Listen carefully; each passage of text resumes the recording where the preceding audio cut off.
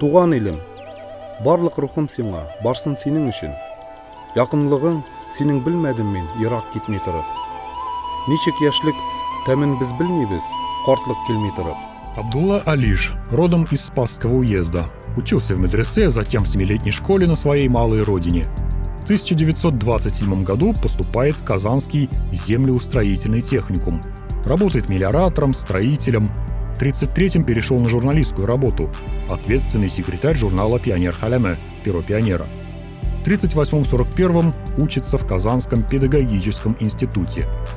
Произведения писателя Абдуллы Алиша отличаются легкостью языка, занимательностью и всегда содержательны. Он заслуженно пользуется авторитетом среди татарских советских школьников, писал Муса Джалиль, в то время ответственный секретарь Союза советских писателей ТАССР. С начала войны Абдулла Алиш находился на фронте.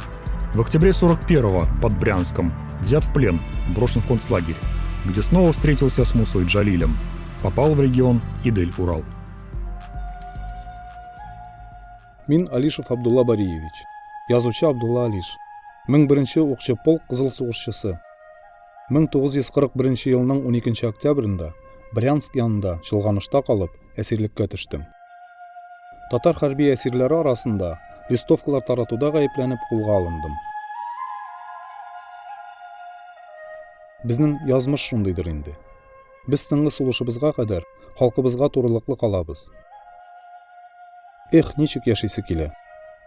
Кадерләрем, сезне очратып, баштан үткәннәр турында сөйләшәсе иде. Хушыгыз, сезнең турылыклы дустыгыз, улыгыз һәм ирегез Абдулла Алиш.